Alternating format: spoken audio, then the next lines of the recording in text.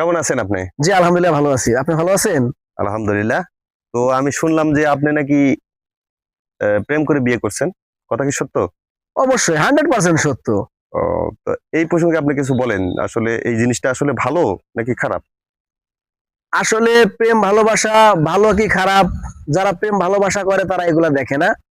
প্রেম ওই স্বর্গ থেকে আসে এবং প্রেম হলো গিয়ে স্বর্গীয়। সেইটা চিন্তা ভাবনা করেই আমরা প্রেম করে বিয়ে করি। তো আপনার কথা আমি পুরোপুরি মানতে পারলাম না। কেন? বিষয়টা হচ্ছে প্রেম স্বর্গ থেকে আসে, সেটা সত্য, ঠিক। কিন্তু প্রেম হচ্ছে একটা পবিত্র জিনিস। বর্তমান যুগের ছেলেমেয়েরা যে প্রেম করে বিয়ে ছাড়া, এগুলি কোনো মতে কিন্তু হালাল নয়। এটা আপনি বিশ্বাস করেন? আপনি যে বলছেন ঠিক আছে, কিন্তু সব প্রেম যে হালাল না এটা আমি মানতে পারলাম না। মানে বিয়ের আগে ইনারা ইয়ে করতে চায়, ডোন্ট মাইন্ড, আমি ফ্রিলি বললাম। এই কারণেই ইনাদের বিষয়টা আসলে হালাল নয়। এতটা ক্লিয়ার বুঝাতে পারলাম কিনা আপনাকে? আপনি আমাকে বুঝাইতে পারছেন, বাট বর্তমান যুগের যে মেয়েরা, আপনি যদি তাদের সাথে সম্পর্ক করতে চান, রিলেশন করতে চান, হুম।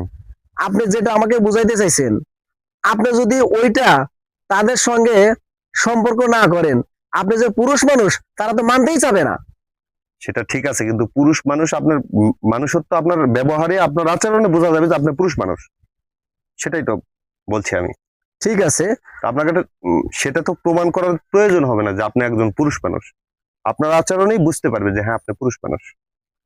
এখন দেখেন বর্তমান যুগের যে প্রেম ভালোবাসা, একটা ছেলে একটা মেয়ের সঙ্গে কিন্তু প্রেম ভালোবাসা করতেছে না, একটা মেয়ে একটা ছেলের সাথে কিন্তু প্রেম ভালোবাসা করতেছে না। না, তাহলে আমার প্রেমকে টিকায় রাখতে চাইলে যা করলে আমার প্রেম টিকে থাকবে আমি তাই করব, এটাই আমার জন্য ভালো।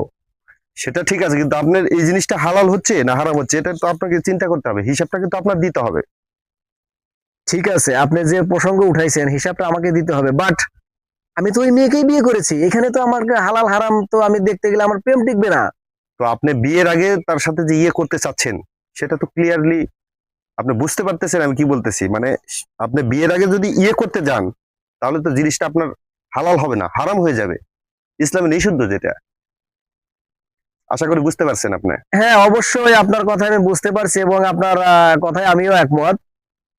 এই জন্য আমার মনে হয় বিয়ের আগে ইয়েতে না যাওয়াটাই বেটার। জি, আপনাকে অসংখ্য ধন্যবাদ। আমি আপনার সাথে একমত। ধন্যবাদ।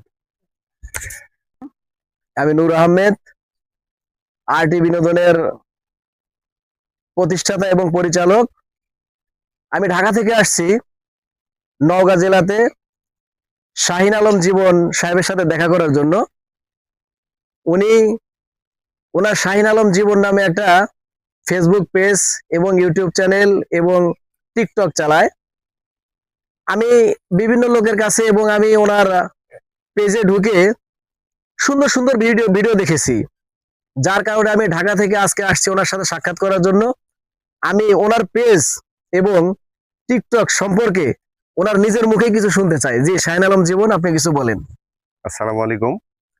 সবার উদ্দেশ্যে আমি একটি কথাই বলতে চাই যে আমার পেজে আপনারা ঢুকবেন, দেখবেন শাহিন আলম জীবন নাম দিয়েই ফেসবুক, টিকটক এবং ইউটিউব খোলা আছে। তো আমি চেষ্টা করি শুধুমাত্র ইসলামিক প্রসঙ্গে কথা বলার জন্য। কেননা যে কোনো মুহূর্তেই আপনার মৃত্যু হতে পারে, যেটা চির সত্য কথা।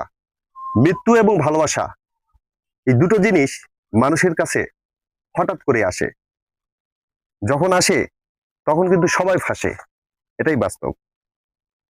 আশা করি সবাই পাশে থাকবেন ইনশাল্লাহ। ইনিও খুব ভালো মানুষ, ঢাকা থেকে আসছে আমার সঙ্গে দেখা করার জন্য। আমি অসংখ্য ধন্যবাদ জানাই তাকে। ধন্যবাদ সবাইকে।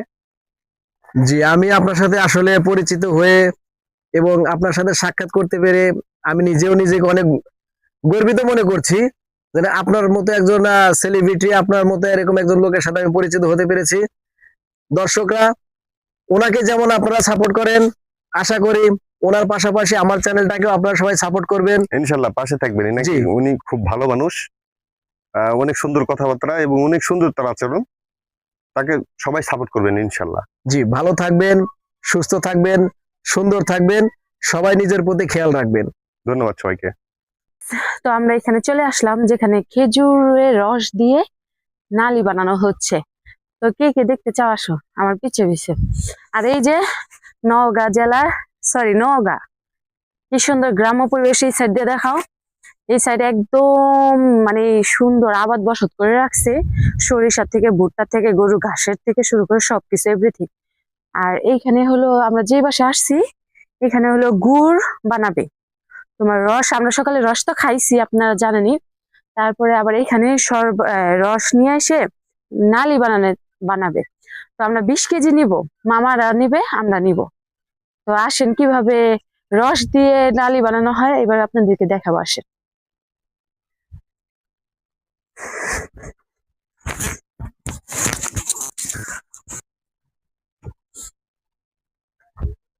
এই যে এখান থেকে নালি বানানো স্টার্ট করবে। নুরির আব্বু তো ভয় পেয়ে গেছিল।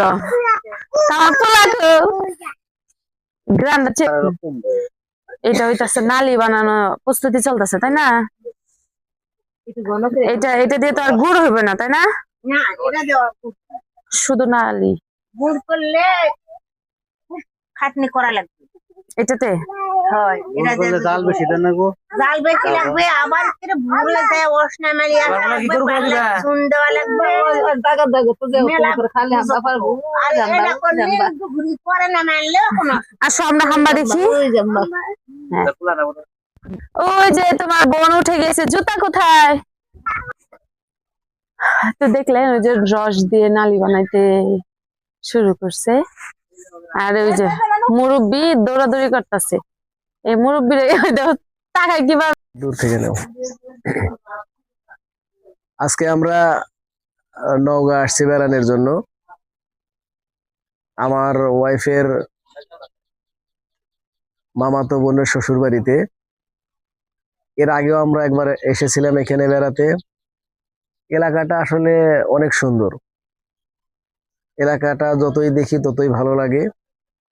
নওগাঁর একদম শেষ সীমানায়, গ্রামের নাম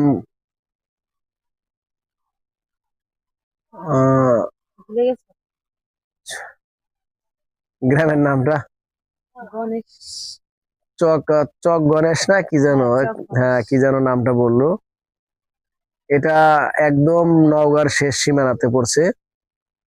নওগাঁ শহর থেকে মিনিমাম 1 থেকে 1.5 ঘন্টা সময় লাগছে আমাদের হাইজ নিয়ে আসতে।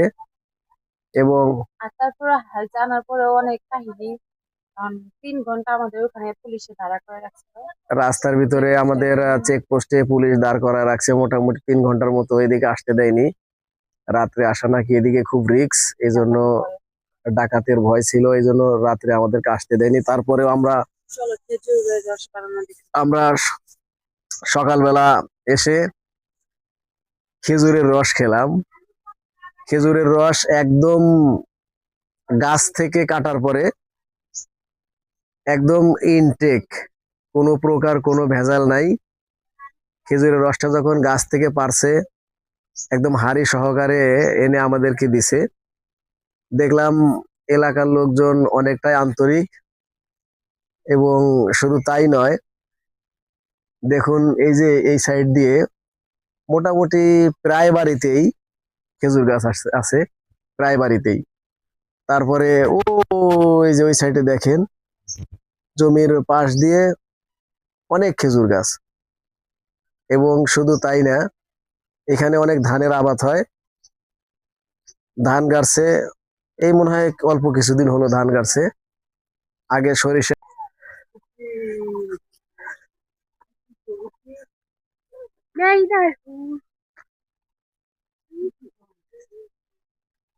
গ্রামে ঘুরতে এসে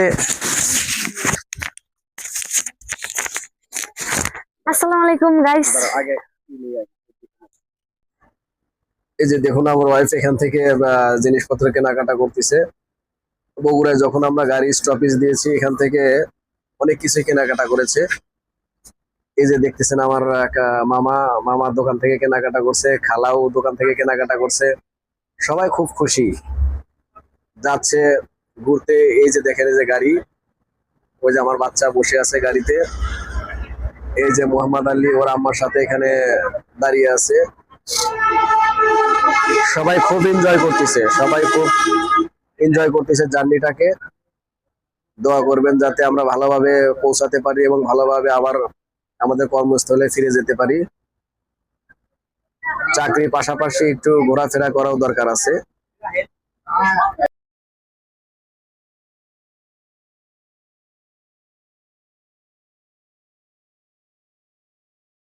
স্থানে আসছি, এখানে সবাই আমাদের ফ্যামিলি সবাই দাঁড়ায় রয়েছে, আমরা কিছু কেনাকাটা করলাম। আর এখন বাজে দেখি মোবাইলটা দাও তো, কয়টা বাজে দেখি। এখন বাজে রাতের 1:35। তাও যাইতে আরো 3-4 ঘন্টা লাগবে। এই যে এটা আমাদের গাড়ি, আর পিছনে খালামালা আছে, দেখা যাবো না, এগুলা পাবলিক দেখালে সমস্যা। দোকান থেকে আমরা সব মজা টজা নিলাম। আরেকটা মজার জিনিস দেখায়, বগুড়ার বিখ্যাত কটকটি। আসো,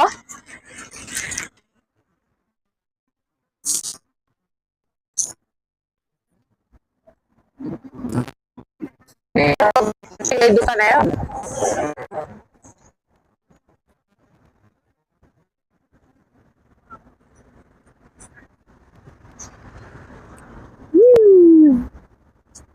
দেখছো, এদিকে বগুড়ার কটকটি বলে, বিখ্যাত কটকটি। তো এই যে কটকটির দোকান, এটা এখান থেকে আমরা অবশ্য নিচ্ছি গাড়ির মধ্যে, তো আমরা গাড়িতে সবাই মিলেমিশে খাবো। তো এই তো, আবার নওগাঁ যাওয়ার পরে অবশ্যই ভিডিও আপনাদের কাছে শেয়ার করব।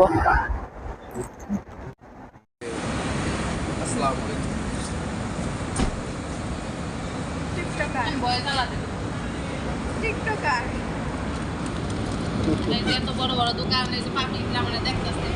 Hello গায়স, guys guys guys